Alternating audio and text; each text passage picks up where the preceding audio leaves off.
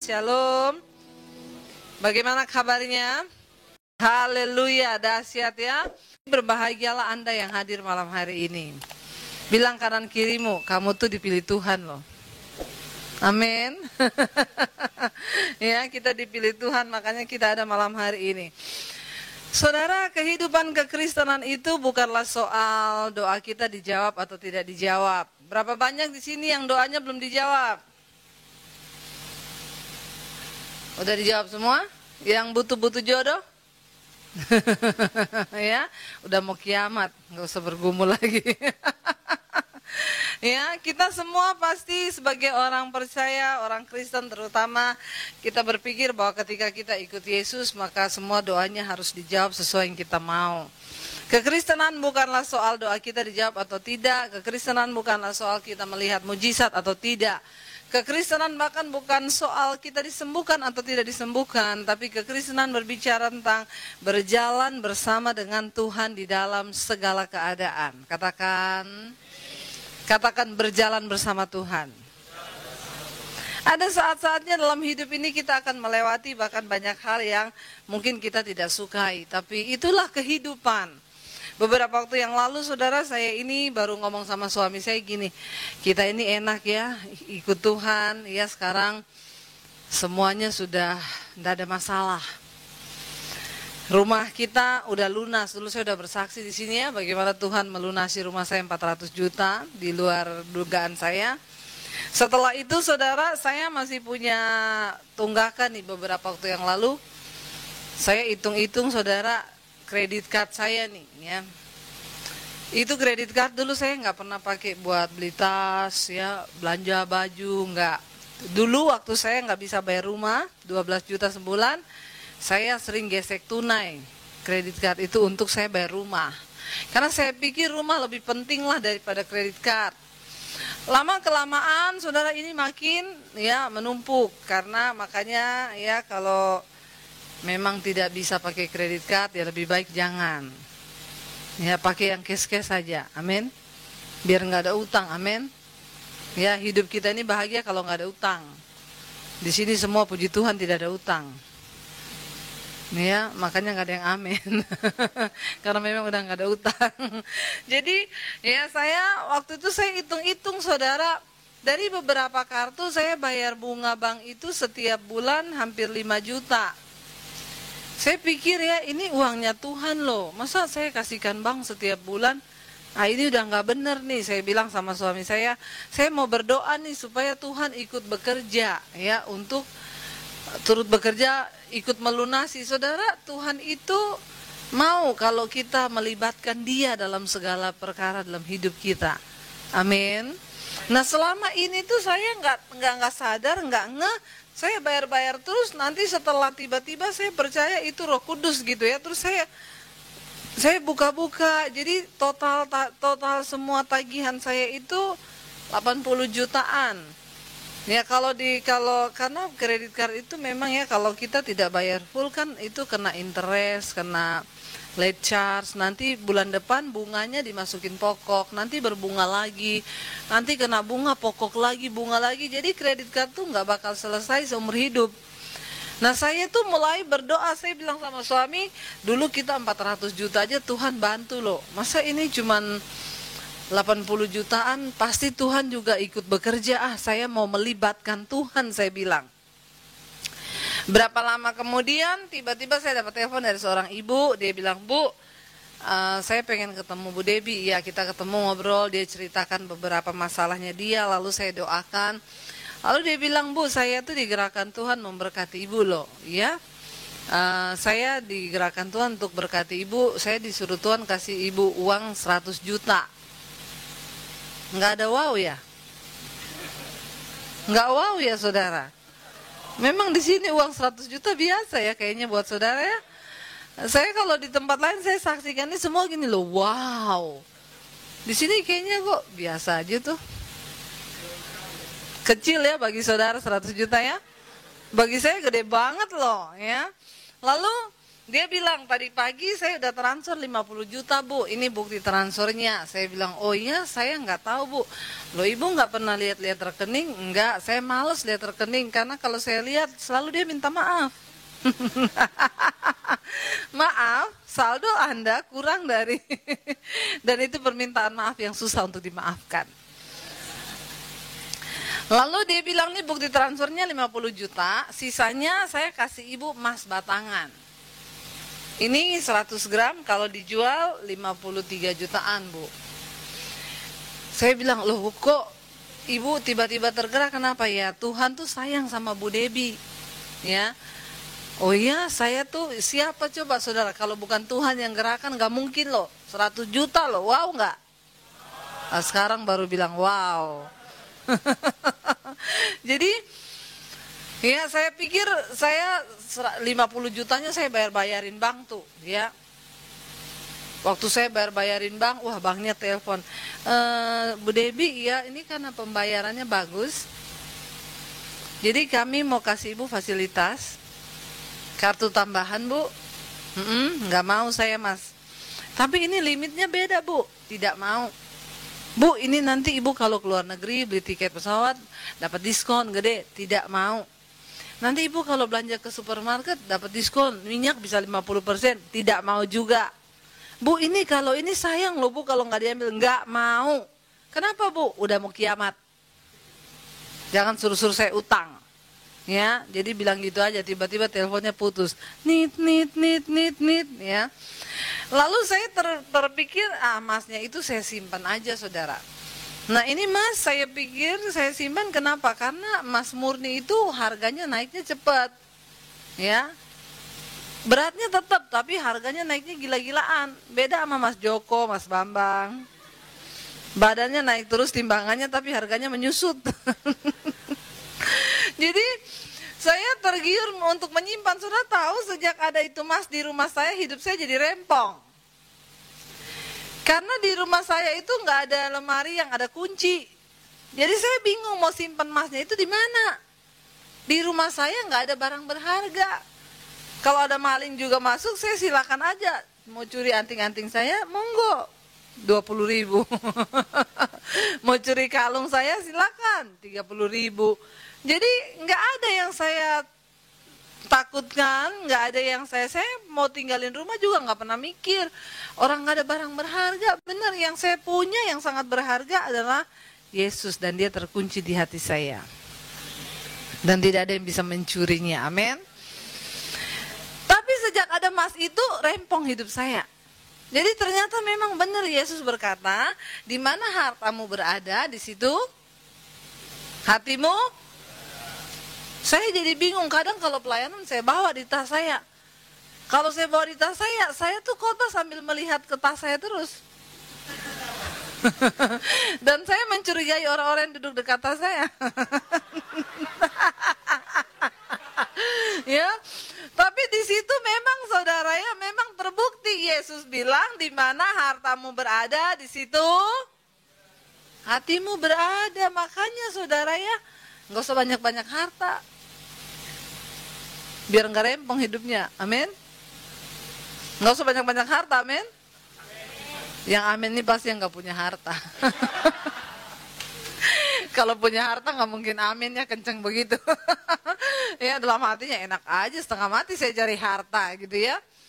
Jadi saya pikir mending saya jual. Udah saya selesaikan semua, saya jual.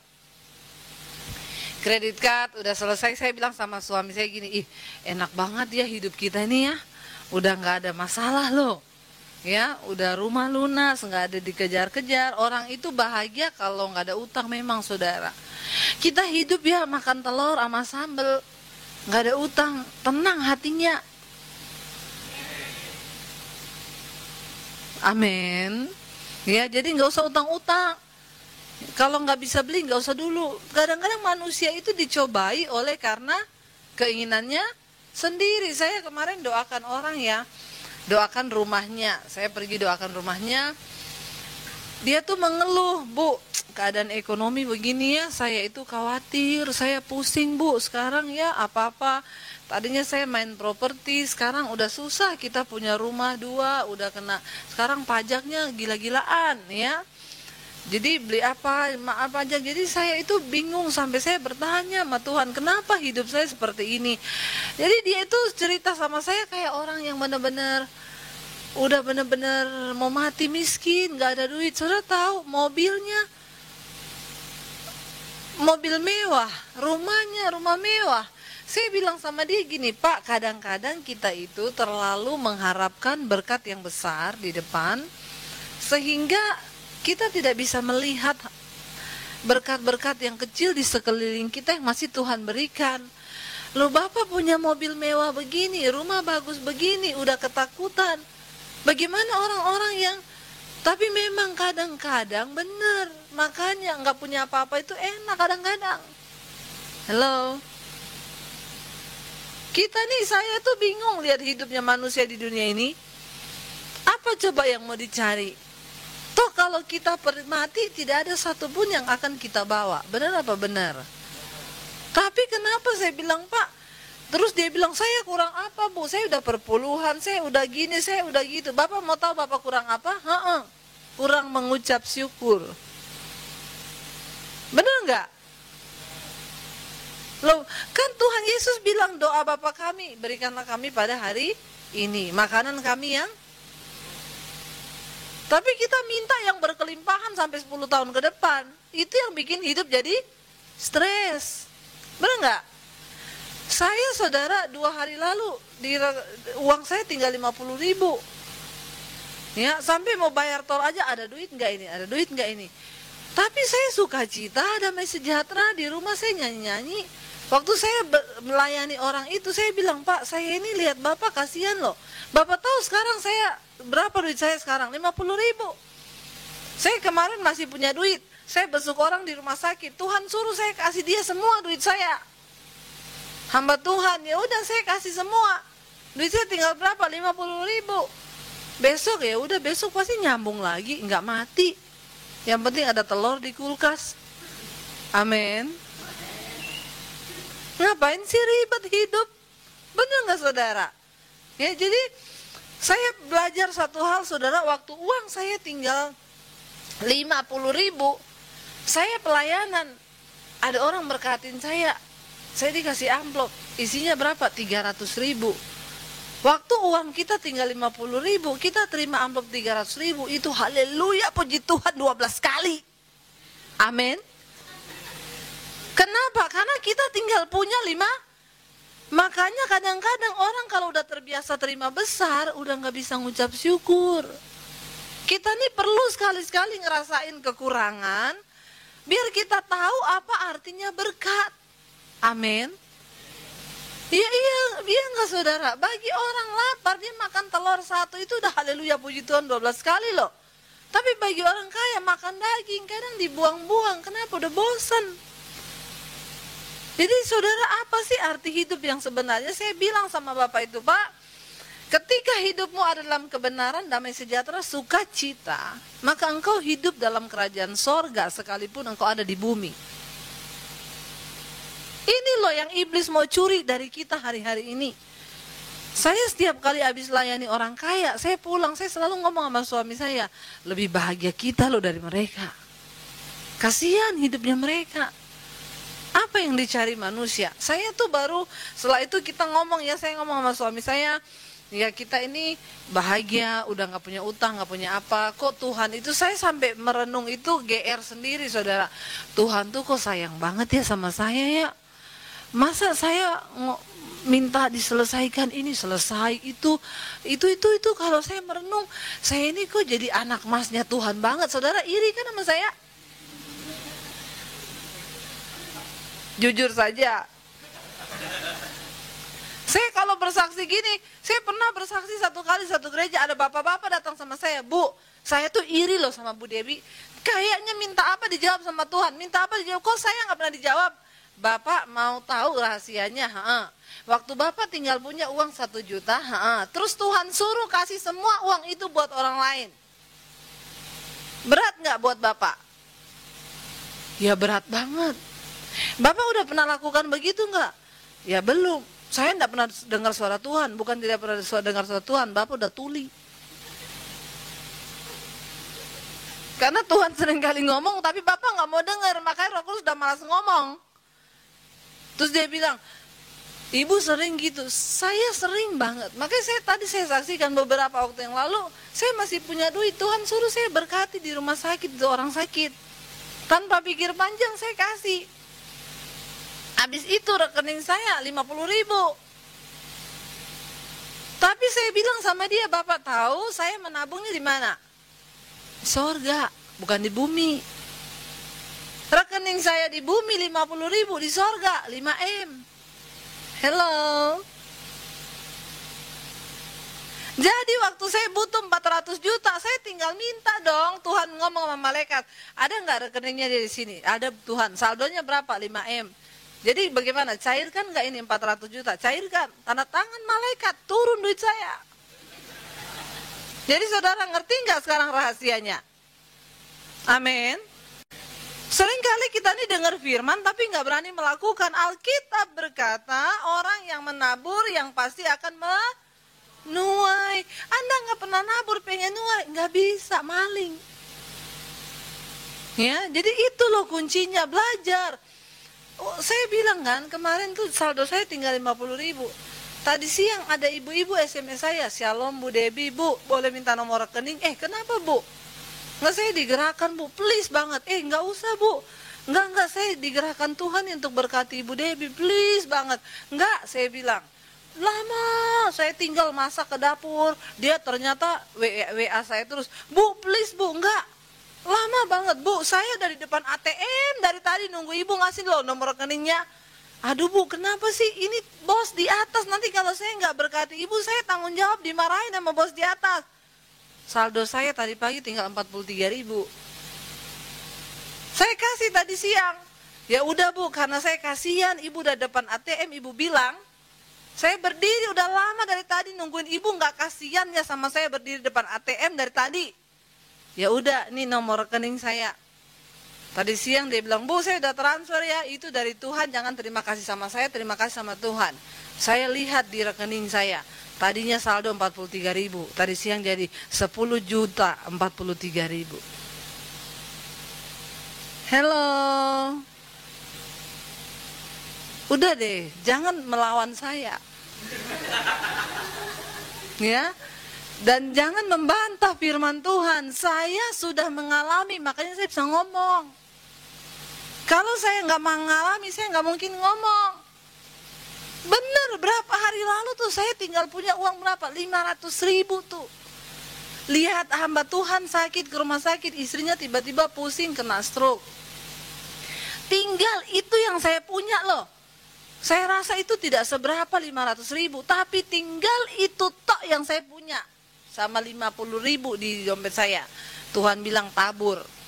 Haleluya. Tabur. Please Tuhan, tabur.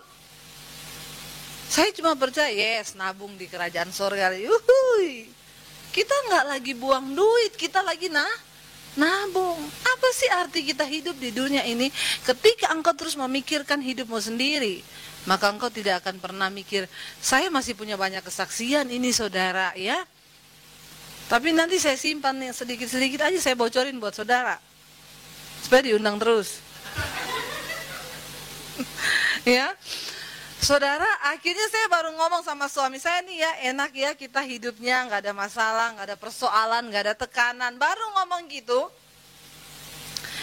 tiba-tiba saya ini ada undangan untuk pergi ke pelayaran di Anyer. Saya bilang sama anak-anak saya, karena pelayanannya nginep, saya ajak anak-anak saya ikut yuk semua. Mau berangkat pagi itu, saya doa saudara di mobil. Jadi kita berlima, anak saya 3, suami 1 sama saya berlima.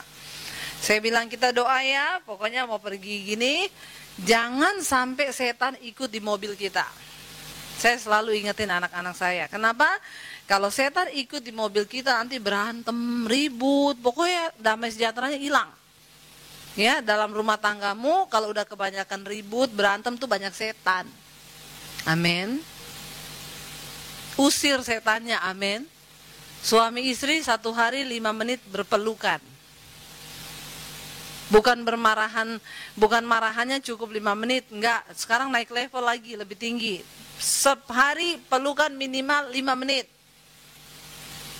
Yang suami istri aja bilang amin. Yang belum suami istri berdoa biar dapat istri. Lalu kita berangkat, saudara. Saya berdoa mau berangkat itu, saya berdoa, Tuhan, kami menyerahkan perjalanan kami, roh maut, kecelakaan, aku patahkan, hancurkan di dalam nama Yesus. Di mobil putar puji-pujian. Di mobil saya tidak ada lagu duniawi.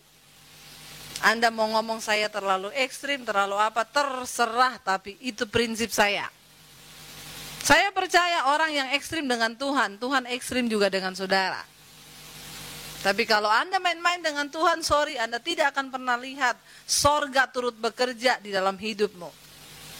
Jadi di mobil itu puji-pujian, saya nyanyi sambil ikut muji Tuhan, lama-lama ketiduran. Suami saya nyetir, anak saya yang paling kecil tidur di belakang, yang nomor 2 tidur di tengah, yang nomor 1 juga di tengah, saya depan, tidur semuanya. Waktu sampai di exit tol Cilegon Timur, suami saya bangunin saya, dia bilang, "Say, udah mau nyampe nih, bangun, siapin uang tol." Saya ambil uang tol dari tas, saya kasih ke suami saya. Saya cuma dengar suami saya itu lihat kaca spion di sebelah kiri saya. Saya cuma dengar dia ngomong gini, "Tuhan tolong." Saya ini baru mau tanya, saudara, maksudnya Tuhan tolong apa? Saya belum sempat nanya, saya merasakan benturan yang keras sekali di mobil kami, lalu mobil kami terlempar dan terbalik di jalan tol, lalu terseret. So, coba ditayangkan. Ini bus laju prima, lajunya benar-benar prima. Saudara, kami posisi berhenti mau bayar tol. Ya, posisi berhenti mau bayar tol. Bus ini melaju dengan kencang sekali, lalu ini jalur, cuma 2 jalur di sini ya. Dia hantam mobil kami dari sana, lalu terbalik begitu, dia seret sampai di sini, lalu dia masih nabrak lagi di depan sini ada 3 mobil. Bayangkan benturannya, dia hantam mobil saya nih sampai dia hancur begini depannya. Saudara bisa bayangkan mobil kami terlempar seperti itu. Waktu merasakan begitu, ya coba klik yang selanjutnya. Gambar yang berikutnya. Ya, ini depannya, belakangnya mobil saya, lalu lanjut lagi. Ya, sampai di sini aja dulu. Ini mobil saya, saudara, Honda Freed. Ya, jadi dari bengkel, dari asuransi sudah memutuskan TLO. Semua bengkel menolak, sudah tidak bisa diperbaiki. Hancur 75%. Hancur 75% dan tidak bisa diperbaiki lagi. Saudara, ya cukup sampai di situ dulu aja. Saudara, ini ya waktu mengalami kejadian itu, saya cuman berpikir, tolong balik lagi ke yang bus tadi. Saya tuh hikmat pertama yang saya dapat waktu mengalami ini, kenapa kita harus selalu hidup di dalam kekudusan dan perkenanan Tuhan? Karena saudara, waktu mengalami begini, waktu merasakan terbalik di mobil seperti itu tuh, dengan kita manusia itu kalau kagetnya tingkat tinggi, itu kesadaran kita udah hilang. Mengalami begini, Anda tidak akan sempat bertobat. Percayalah kepada saya. Kenapa kita harus selalu hidup dalam kekudusan dan dalam perkenanan Tuhan? Karena segala sesuatu bisa terjadi dalam hidup kita tanpa kita undang, tanpa kita minta, tanpa bisa diprediksi sebelumnya. Saudara bisa bayangkan, kami aman-aman saja loh. Berada di posisi yang benar, tidak ambil bahu jalan, berhenti lagi antri mau bayar tol. Tiba-tiba mobil ini tanpa rem menghajar mobil saya seperti itu. Waktu ngalami begini-begini itu udah, saya pokoknya cuma tutup mata. Bahkan saya nggak tahu nanti kalau saya buka mata, saya masih lihat aspal atau sudah pindah ke padang yang berumput hijau. Kenapa? Karena kematian itu berjarak hanya beberapa detik dari hidup kita. Itu hikmat yang pertama yang saya dapat. Ya, saudara lihat kita tanpa tahu apa-apa loh. Doa, mau doa. Waktu mobil saya terbalik, tidak ada yang mau nolong saya. Jadi saya posisi di bawah, suami saya di atas. Dia buka pintu, dia tahan sama tangannya, saya angkat anak-anak. Saudara tahu anak saya yang tidur di belakang melintang lagi tidur nyenyak. Waktu kejadian itu tiba-tiba dia udah pindah di depan saya. Saya tidak tahu bagaimana ceritanya, tapi saya percaya Alkitab berkata, malaikat Tuhan berkemah di sekeliling orang yang takut akan Tuhan, itu benar sekali. Amin.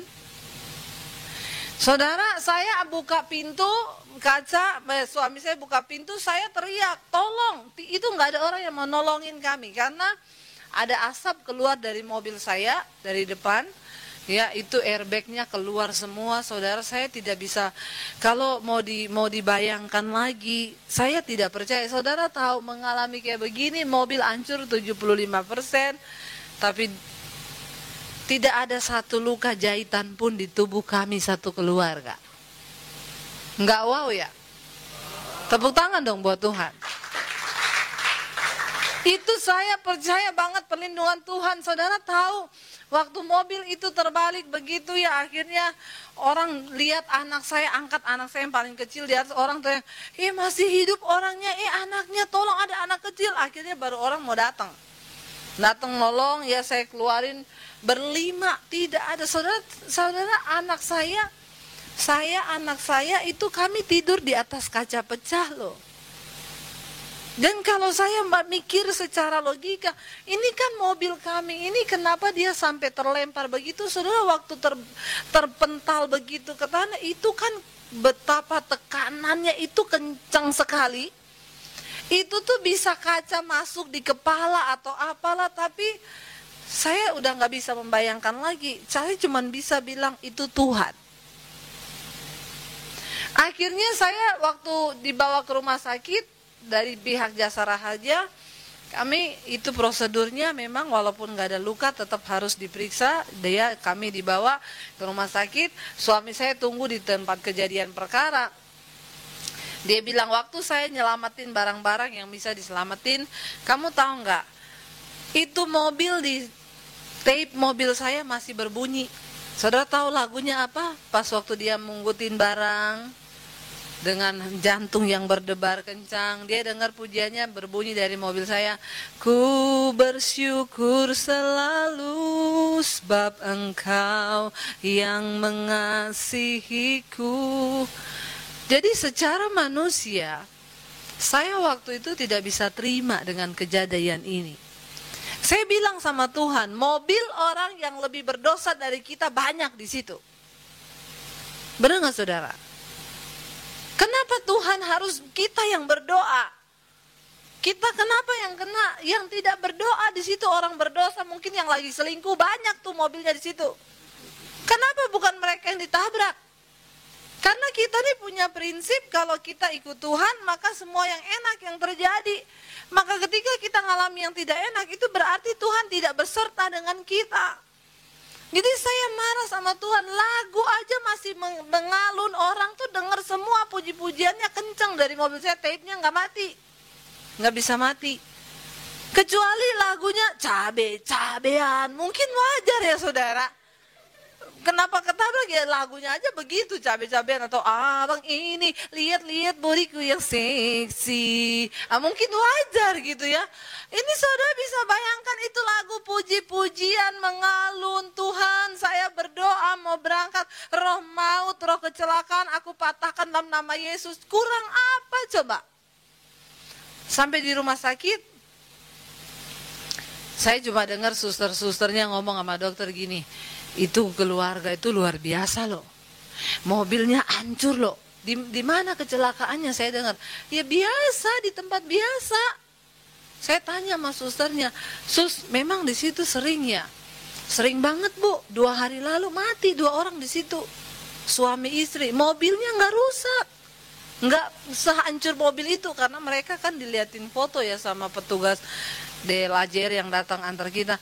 Itu tidak separah mobil ibu, mati suami istri. 2 bulan lalu 7 orang mati di situ. tempat itu benar-benar sering banget terjadi kecelakaan maut. Saudara, kita ini tidak pernah tahu ya, di tempat-tempat tertentu kadang-kadang orang bangun jalan, bangun jembatan, mereka itu kadang gali tanah, dipotongin sapi, kepalanya ditanam, lalu panggil dukun, lalu baca-baca di situ, undang setan. Nah, biasanya tempat-tempat seperti itu tuh ada kutuk. Makanya sering kita dengar ada tempat-tempat tertentu yang memakan korban. Di situ sering banget terjadi kecelakaan, terjadi pembunuhan. Biasanya tempat-tempat begitu tuh ada kutuknya. Nah, saya tidak mengerti. Saya coba flashback, saya bilang sama suami saya, coba tadi kita berhenti di Indomart ya, kan kita nggak ketemu bus itu di situ. Tapi ya sudahlah, semua udah terjadi. Saudara, saya bisa menghibur anak saya. Saya bilang sama mereka, Dek, bersyukur loh Tuhan Yesus baik. Tapi jujur dalam hati saya tidak bisa terima dengan keadaan itu. Sampai saya di rumah sakit, udah selesai diperiksa semuanya, anak-anak saya lagi nonton TV, ketawa-ketawa lihat TV, ada reporter Trans TV datang. Dia bilang sama susternya, saya mau ketemu sama korban kecelakaan tadi yang di tol. Susternya bilang, yang itu kali ibunya ya. Bukan, yang mobilnya hancur. Yang mobil apa? Yang mobil Honda, yang hitam. Iya, kayaknya ibunya deh. Dia datang sama saya, dia bilang, Bu, ibu tadi korban kecelakaan di tol? Iya. Tapi yang mobilnya Honda Freed, ibu? Iya. Masa ibu? Saya bilang, masalah buat lo. Dia kayaknya tidak terima, saudara, dengan keadaan saya yang baik-baik saja. Dia berharap nanti dia syuting orang kan dia mau tayangkan nih di TV nih, korban kecelakaan, dia berharap kakinya disambung. Kurang ajar enggak ini reporter. Jadi saya gini, masalah mau jadi syuting apa enggak ini? Mau wawancarain saya apa enggak? Iya Bu, iya. Saya wawancarain ibu ya, ibu cerita kronologisnya gimana, tapi mukanya kayak nggak puas gitu. Jadi saya bilang sama dia, ini Tuhan, benar-benar Tuhan. Satu keluarga, suami saya lain lagi di tempat kejadian perkara, polisi datang, polisi kepo. Nggak tanya-tanya, nggak apa, udah datangnya telat, nggak tanya. Dia bilang gini sama suami saya, aduh Pak Alhamdulillah, untung Bapak cuma sendirian loh. Saya nggak bayangkan nih Bapak kalau ajak istri atau anak mesti ada korban. Suami saya bilang, Pak polisi, kami di mobil berlima. Hah? Masya Allah. Terus siapa aja? Anak saya, istri saya, anak saya 3. Hah? Terus gimana Pak keadaannya sekarang? Sekarang lagi dibawa ke rumah sakit, tapi subhanallah. Kata polisinya gini, ini namanya mukjizat. Mukjizat. Ya, ini mukjizat loh Pak. Masya Allah. Suami saya bilang, iya Pak, ini semua karena Tuhan. Pak, kalau yang begini, kata polisinya, saya enggak bisa ngomong. Saudara bisa bayangkan tuh hancurnya belakangnya saudara. Itu anak saya tidur di situ loh. Ya. Dia bilang ini tuh mujizat Pak. Saya nggak bisa ngomong lagi kalau kayak begini. Akhirnya teman saya datang dari Jakarta bawa mobil gede mau jemput kita pulang. Dia datang ke rumah sakit saudara. Dia bilang dia kan lihat foto kita ya. Suami saya kirim fotonya tabrakan. Mereka datang langsung ke Anyer, datang ke rumah sakit. Dia tuh di jalan dia bilang, saya di jalan itu kita nggak omongan Bu. Karena kita ini membayangkan, aduh Bu Debbie itu bagaimana, anaknya bagaimana. Dia datang sampai di rumah sakit, suami saya bilang, itu kayaknya. Saya ke depan lobi rumah sakit, kita satu keluarga, manggilin dia, Pak, wih. Dia tuh datang saudara ke lobi rumah sakit, nyetir sampai gini. Melongo, saya bilang, Pak kenapa? Katanya tabrakan. Iya.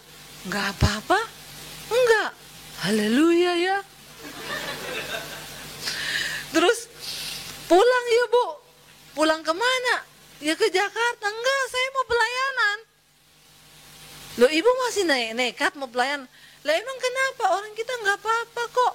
Udah sampai di sini balik ke Jakarta nanti setannya kesenengan. Saudara coba ditayangkan foto saya. Ini sebelum kecelakaan sama sesudah kita kecelakaan, kita satu keluarga foto nih, pelayanan. Tepuk tangan dong buat Tuhan Yesus. Tidak ada satu luka pun di tubuh kami ya. Lihat saudara, anak saya semuanya sehat wa'alfiat. Tapi pulang dari situ baru terasa tuh, kembali merenung lagi, Tuhan salah apa? Apalagi dapat SMS gini, Bu Debi introspeksi diri. Haleluya. Dalam hati saya ya, jangankan tunggu mobil hancur begitu introspeksi diri. Saya ini kalau berantem sama suami malam, saya nggak berani tidur sebelum berdamai. Kenapa? Saya takut tidur marah-marah. Orang kalau tidur marah-marah mimpinya ketemu setan. Ketemu kuntilanak, dicekik mati. Masuk mana coba? Hello. Loh bener, banyak orang lagi tidur mati, mimpi dicekik genderuwo. Makanya jangan mau tidur dalam dosa. Beresin semua, Anda lagi berantem, berbaikan dulu baru tidur. Yang belum punya istri nggak usah amin. Pede banget sih lo.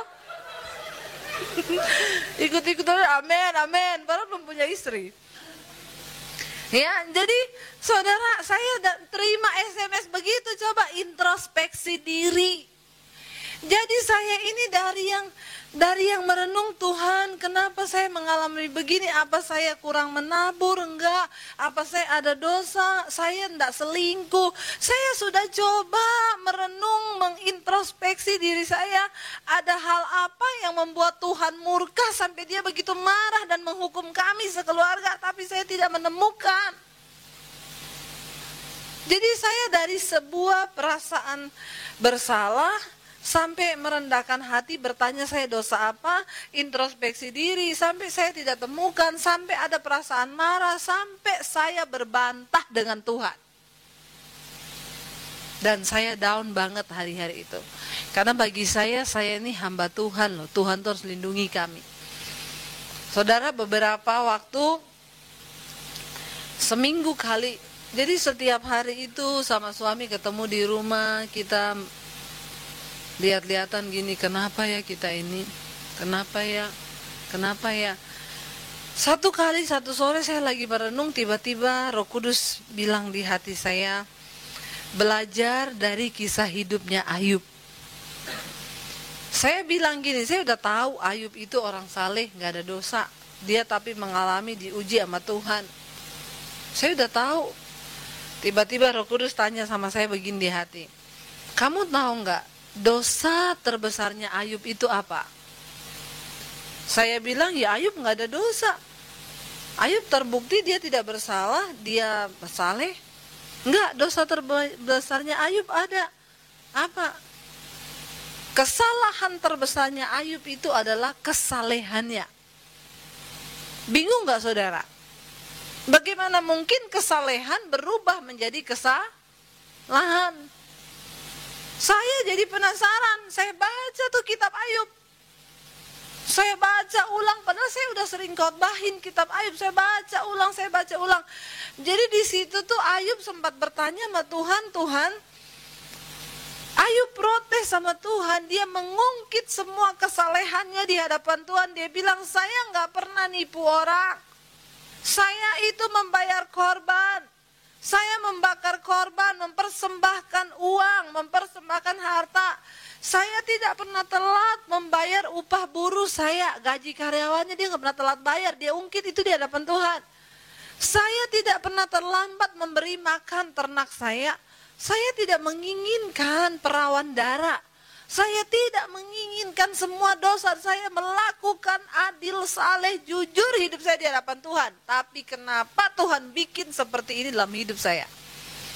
Saudara, kesalehan Ayub berubah menjadi sebuah kesombongan di hadapan Tuhan. Dan ketika Ayub mengalami persoalan, dia mengungkit semua kebaikannya di hadapan Tuhan. Dan dia berpikir ketika dia melakukan semua kesalehannya, maka Tuhan bertanggung jawab untuk melakukan semua dalam hidupnya Ayub sesuai yang Ayub mau, bukan yang Tuhan mau. Terkadang kita pun seperti itu. Ketika kita udah bayar perpuluhan, lalu kita berpikir Tuhan harus memberkati usaha kita. Lalu kalau kita tidak diberkati, kita mengalami kerugian.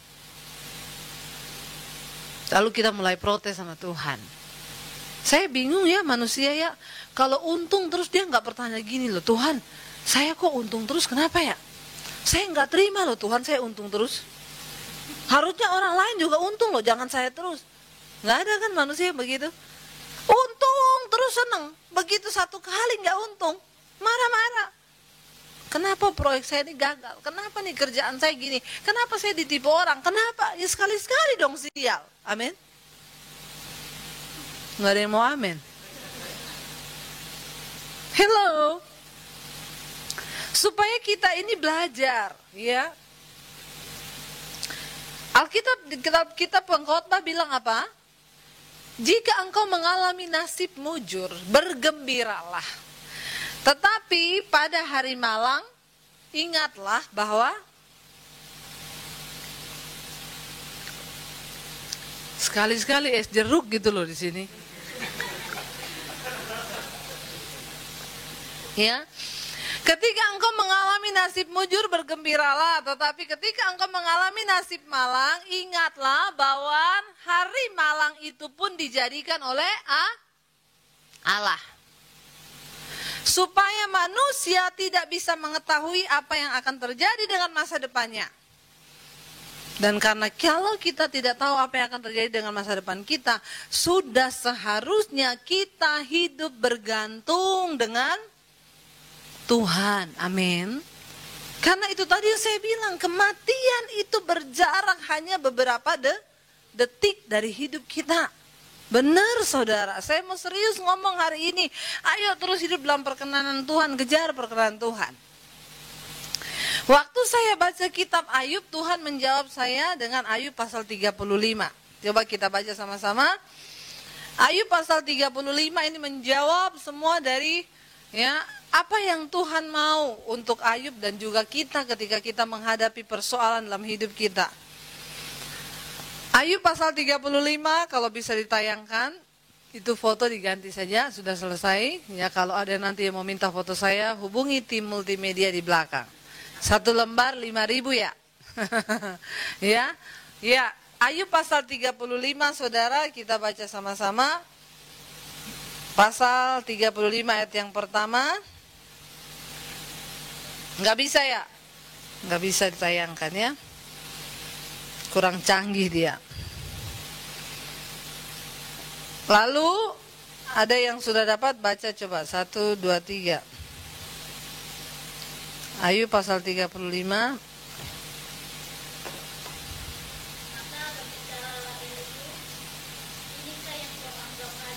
Dan yang tersebut kebenaran di hadapan Allah. Kalau engkau bertanya, apakah kelebihanku berbuat dosa? Memberi jawab, dan kepada sahabat-sahabatmu bersama-sama, arahkanlah pandanganmu ke langit dan lihatlah, perhatikanlah awan-awan yang lebih tinggi daripadamu. Jikalau engkau berbuat dosa, apa yang akan kau lakukan terhadap dia? Kalau pelanggaranmu banyak, apa yang kau perbuat terhadap dia? Jikalau engkau benar, apakah yang akan kau berikan kepada dia? Atau apakah yang diterimanya dari tanganmu? Hanya orang seperti engkau yang dirugikan oleh kefasikanmu, dan hanya anak manusia yang diuntungkan oleh kebenaranmu. Orang menjerit oleh karena banyaknya penindasan, berteriak minta tolong oleh karena kekerasan orang-orang yang berkuasa. Tetapi orang tidak bertanya, di mana Allah yang membuat aku dan yang memberi nyanyian pujian di waktu malam. Saudara, Elihu menegur Ayub, dia bilang begini, Jadi Ayub itu sudah berkata bahwa Ayub itu benar.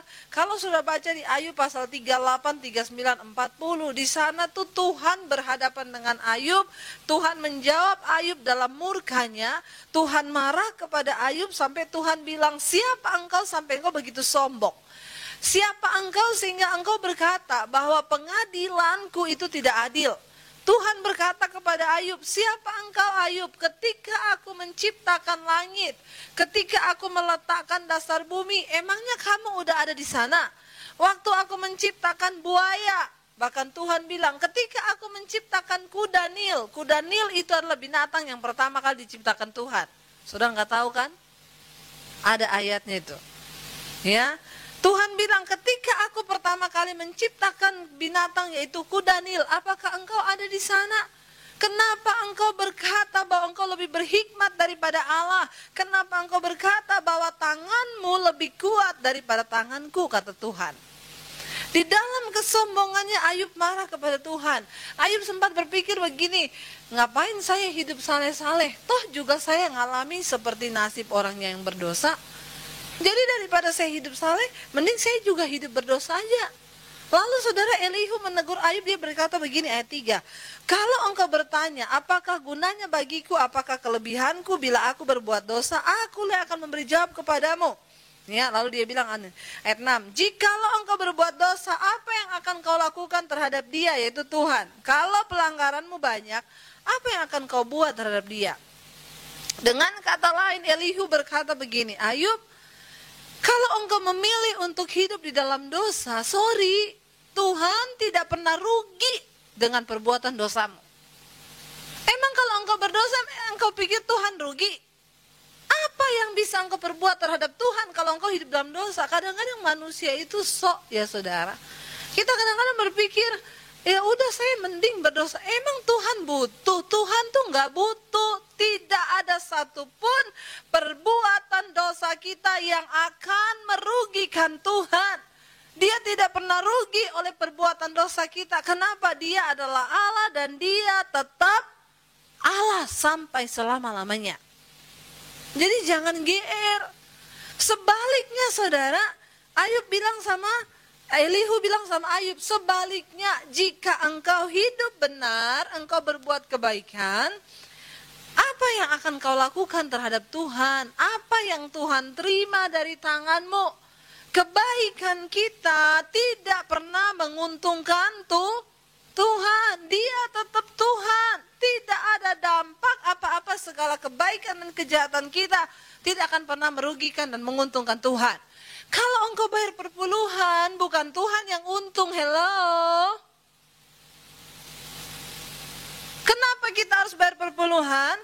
Bukan supaya kita diberkati. Orang Kristen kadang-kadang sama Tuhan main judi. Aku ngasih perpuluhan loh Tuhan, tapi berkati loh ya. Berkati enggak? Kita pegang amplopnya sambil ini, berkati enggak? Hah? Ngomong dulu loh, kalau enggak diberkati saya enggak cemplungin loh ini. Ayo, berkati enggak? Ini kan kita main judi sama Tuhan. Kenapa kita memberi perpuluhan? Bukan supaya kita diberkati, karena kita sudah diberkati. Perkara berkat itu nanti Tuhan yang tahu takarannya. Ya kalau Anda sering nabur ya besi berkatnya ada, karena itu janji. Kalau Tuhan udah berjanji, dia tidak akan pernah mengingkari. Janji firman Tuhan itu apa? Orang yang memberkati akan diberkati. Nggak usah dicari, itu bonus kayak yang saya tadi saksikan tadi. Ya, 3 hari lalu duit saya tinggal segitu. Milik orang di rumah sakit, Tuhan suruh tabur semua, saya tabur semua. Tadi siang Tuhan gantiin. Saya memberi bukan supaya ganti loh Tuhan, kasih enggak, ganti enggak, ayo kasih enggak. Enggak. Saya terlalu percaya dengan Tuhan, karena janjinya itu ya dan amin. Kenapa seringkali orang Kristen gak pernah ngalami Tuhan? Kenapa banyak orang Kristen tidak pernah mengalami mujizat Tuhan? Makanya ada bapak-bapak yang bilang sama saya, yang saya cerita tadi, saya itu iri loh sama Bu Debbie, minta apa dijawab, minta ini dijawab sama sorga. Saya bilang sama dia, Pak, Bapak mau tahu kenapa? Terlalu banyak orang Kristen yang mengharapkan fasilitas kerajaan sorga, tapi hidup mereka tidak sesuai standar kerajaan sorga. Halo. Ayo kita mulai banyak percaya sungguh-sungguh sama Tuhan. Hidup lurus-lurus aja saudara. Ketika kita hidup dalam kehendaknya Tuhan di dunia ini, maka sorga akan membuat banyak kemudahan di dalam hidupmu. Nanti kapan-kapan saya saksikan, ya, mobil saya diputuskan TLO dari asuransi. Saudara tahu saya terima uang berapa? 4 juta. Karena itu mobil masih leasing di bank. Jadi ternyata asuransi itu hanya melindungi bank, bukan melindungi kita. Jadi dia bayar fullnya ke leasing. Saya tidak tercover. Sisanya 4 juta saya terima. Saya udah gak bisa beli mobil lagi. Tunggu kesaksian saya di waktu-waktu yang akan datang. Benar, hidup saya ini cuma penuh dengan mujizat, mujizat, dan mujizat. Hari ini saya udah naik mobil baru. Tidak mungkin secara manusia saya benar-benar udah gak bisa beli mobil lagi. Saya cuma bilang, Tuhan, kalau engkau memang pengen saya naik mobil untuk pelayanan, itu mobil untuk pelayanan loh, bukan buat ke diskotik, bukan buat nonton bioskop, itu mobil untuk saya pakai pelayanan. Kalau memang Tuhan izinkan saya naik mobil pelayanan, ya mesti bisa. Tapi kalau Tuhan memang tidak izinkan, saya suruh naik taksi terus, ya gak apa-apa, berarti saya disuruh sama Tuhan, berkatnya dibagi sama sopir taksi. Kita ini kalau hidup begitu enak gak saudara? Ya, enak gak? Gak usah bersungut-sungut. Semua itu Tuhan izinkan. Jadi saya bilang sama suami saya, ya kalau Tuhan suruh kita naik taksi, berarti berkat kita separuh suruh kasih ke sopir taksi. Sopir taksinya membutuhkan. Hidup kita jadi berkat gak? Gak usah bersungut-sungut, gak ada yang rugi. Tidak pernah ada orang yang menabur dengan luar biasa lalu menjadi miskin. Orang pelit merasa miskin terus banyak. Lalu saudara, ya secara manusia saya udah gak mungkin, tapi tunggu kesaksiannya di waktu yang akan datang. Ya benar. Akhirnya saudara ya, Elihu bilang, sering kali kita nih orang Kristen begitu, kita pikir rajin ke gereja. Hei, Tuhan gak butuh kita, kita yang butuh Tuhan. Amin. Jadi gak usah GR. Saya bertanya sama Tuhan, kenapa gini? Saya protes, saya marah. Dulu saya tanya, kenapa kami celaka? Kenapa saya celaka? Kenapa sih harus celaka? Saya rugi, duit saya habis nih Tuhan, gak bisa beli mobil. Saudara tahu sekarang ketika saya mengerti rencana Tuhan, sekarang saya sama suami gini, puji Tuhannya dari kecelakaan itu ya. Kita sekarang bisa lihat gini, haleluya ya, puji Tuhan ya, kita celaka ya. Gak benar. Karena kita sekarang mengerti apa kehendak Tuhan. Makanya kalau lagi dalam persoalan pergumulan, gak usah marah-marah. Memang Tuhan sama manusia itu beda tipis. Tuhan maha tahu, manusia sok. Nah itu beda tipis banget. Ya. Jadi itulah setelah kita mengerti, oh iya. Tuhan bilang gini, Elihu bicara kepada Ayub, sebaliknya Ayub, kalau engkau berbuat benar, Ayub mengungkit kesalehannya, itu pun yang saya alami. Saya bilang sama Tuhan, saya menabur, saya berdoa Tuhan. Suami saya bilang, kamu tahu nggak? Saya waktu malam itu kita mau berangkat, saya nyembah Tuhan loh sampai jam 2 malam di atas saya main piano. Kamu tahu nggak? Itu kita tuh hari-hari ini yang lagi deket sama Tuhan. Saya bilang sama Tuhan dalam hati gini, Tuhan tahu ya, pelayanan ke Anyer itu tuh saya bayar harganya mahal. Saudara tahu jadwal saya ini gereja-gereja tuh berebut, penuh. Mereka bilang, Bu kalau ada yang kosong 1 aja, kasih ke saya. Sampai ada gereja besar yang telepon saya, Bu minta tanggal 1 aja hari Minggu, gak bisa. Ibu ada pelayanan kemana? Tanggal ini, gak bisa. Tanggal ini saya ke Anyer, Bu ganti aja Bu, kasih ke gereja saya Bu. Secara manusia kalau saya ini cuma mau cari duit, ya saya pilih pelayanan di Jakarta. Kenapa? Di Anyer itu amplopnya sedikit. Bener, gak dapat apa-apa. Saya bayar tolnya mahal, bensinnya mahal, amplopnya dikit. Kalau dibandingkan sama saya khotbah di gereja di Jakarta yang gede, Satu hari Minggu itu saya bisa dapat lebih banyak. Tapi kenapa saya memilih untuk tetap pergi ke Anyer Tuhan? Karena saya pengen buktiin sama Tuhan, saya melayani gak cari duit. Saya mau benar-benar tulus mengasihi Tuhan. Itu salah satu cara saya untuk melindungi diri saya, tetap menjaga motivasi saya. Saya mengungkit semua kebaikan saya, seperti apa yang Ayub alami. Kita berpikir kebaikan kita itu menguntungkan Tuhan. Nggak ada apa-apanya apa yang kita buat. Karena Alkitab berkata, kebaikan manusia itu di hadapan Tuhan seperti kain kotor. Nggak ada yang baik dari kita. Apa intinya malam hari ini yang Tuhan mau sampaikan? Elihu berkata kepada Ayub begini, ayat yang ke-9. Orang menjerit oleh karena banyaknya penindasan, berteriak minta tolong oleh karena kekerasan orang-orang yang berkuasa. Tapi tidak ada orang yang bertanya, di manakah Allah yang menciptakan aku? Seringkali kita mencari Tuhan karena kita punya persoalan. Seringkali kita mencari Tuhan karena kita punya beban, masalah, tertindas, punya persoalan. Tapi berapa banyak orang, tidak ada orang yang mencari Tuhan dan berkata, di manakah engkau Tuhan pribadimu yang menciptakan aku dan yang memberikan nyanyian bagiku. Artinya apa? Tuhan menginginkan hubungan kekristenan kita dengan Tuhan menjadi hubungan yang tanpa syarat.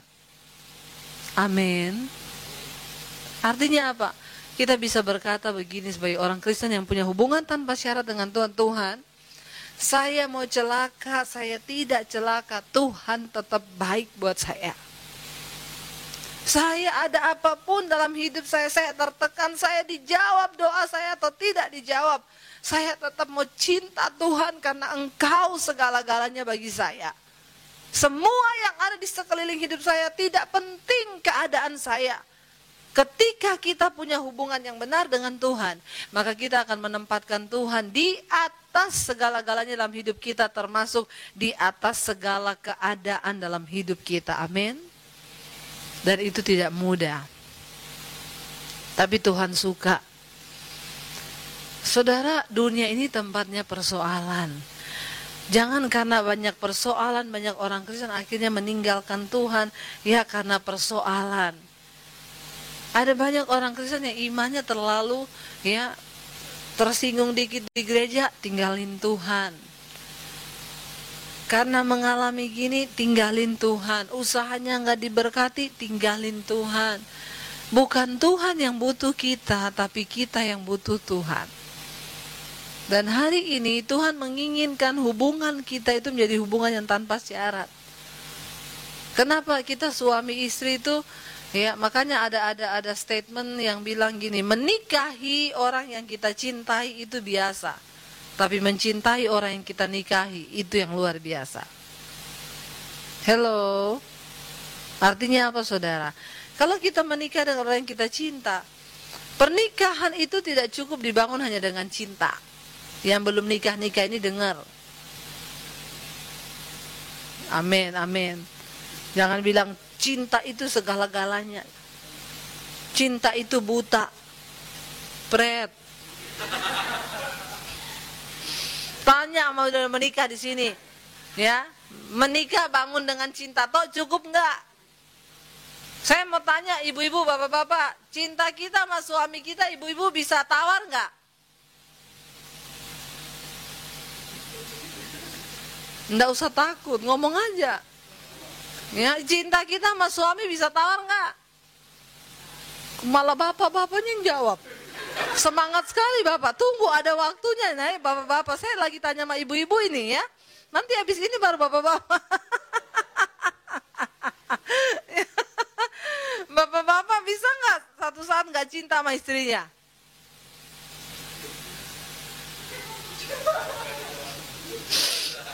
Udah takut jawab. Ya, bapak-bapak bisa nggak kita nggak cinta sama istri kita? Yang belum menikah nggak usah jawab. Lu sekarang berdoa dulu cari jodoh. Di bawah 30 jodoh di tangan Tuhan, di atas 30 Tuhan lepas tangan lo.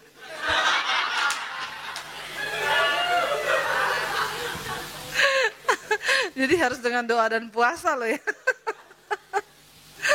Enggak, Tuhan tetap di dalam tangan Tuhan. Ya, tapi berdoanya minta jodoh yang berlawanan jenis loh ya. Karena sekarang banyak loh yang menakutkan. Ih, cucok deh ya. Hati-hati bertobat ya.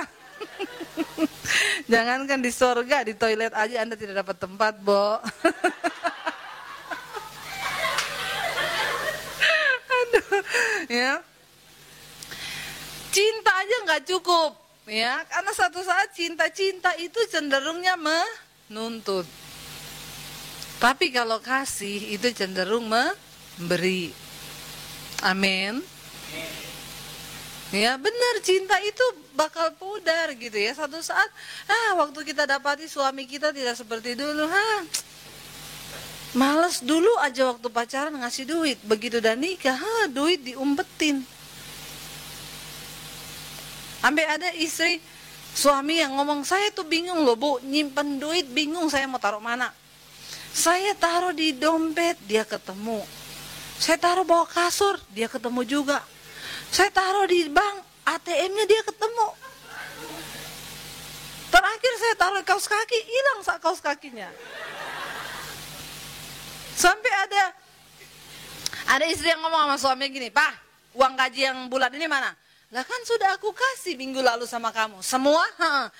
Terus uang yang di dalam amplop putih, diracin buku, di buku yang ke-10, di laci paling bawah, itu uang apa? Suaminya kaget, dia bilang uang sial. Kok bisa uang sial? Sial, udah diumpetin, lu temuin juga, sial banget tuh duit. Dalam rumah tangga kita jangan ada uang sial, amin. Suami istri harus terbuka dalam hal keuangan, amin. Ya, jangan sampai di rumah istri dapat duit, Pak, uang apa ini? Uang sial. Ya. Jadi saudara, ya, bagaimana ini, kenapa ini penting loh. Masalah keuangan dalam rumah tangga itu menjadi kunci. Ya, kalau suami saya tidak percayakan semua keuangan tuh sama saya, pokoknya terserah kamu. Kamu mau memberkati, kamu mau apa, urus deh. Aku percaya kamu tuh imannya benar-benar sama Tuhan tuh, saya sudah terbukti, ya.